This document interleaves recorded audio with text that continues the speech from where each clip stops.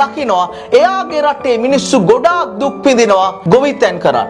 මෙයාට හිතෙනවා මේකට මම මොකක් හරි කරන්න ඕන කියලා. මේකට මෙයා එක්ස්පෙරිමන්ට් කරලා හොයා ගන්නවා රෝද දෙකේ අක් ට්‍රැක්ටරයක් 1955 දී. එයා යනවා බලධාරීන් ගාවට එයාගේ රටේ.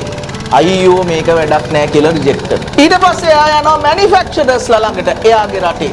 ඒගොල්ලොත් කියනවා අයියෝ මේකට මාකට් එකක් නෑ මේකට නම් ඩිමාන්ඩ් එකක් නෑ කියලා. මේ කොල්ල වැඩේ අතාරින්නේ නෑ. එයාගේ රෝද දෙකේ අත් ට්‍රැක්ටරේ වීඩියෝ එකක් අරගෙන එයා ආපහු යනවා UK වලට. නොටින්හම් වල තිබ්බ ෆැක්ටරි එකට ගිහිල්ලා එයා මේ වීඩියෝ එක පෙන්නනවා. ඒගොල්ලෝ කියනවා මේක ශාමරු ලෝකෙටම අපි හදමු කියලා.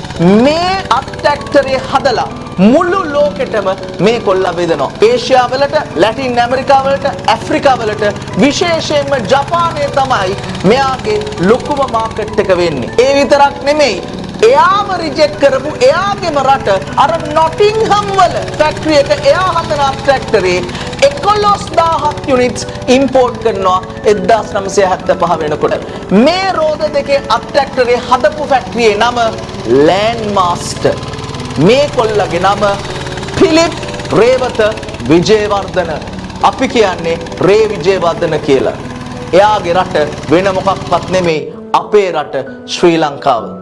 පුතා තමන්ගේ මිනිස්සු වෙනුවෙන් දේවල් කරනකොට ඒ මිනිස්සු තමන්ව රිජෙක්ට් කරනකොට වෙන කවුරුත් රිජෙක්ට් කරනවට වඩා ඔයාට දැනෙනවා වැඩේ අතාරින්න එපා. තමන්ගේ මිනිස්සු රිජෙක්ට් කළත් කවදා හරි දවසක හිතාගන්න මම ලෝකයේ අප්පුඩි ගහන්න පුළුවන් පුතෙක් වෙනවා කියලා. එදාට තමයි පුතා ඔයා දිනන්නේ.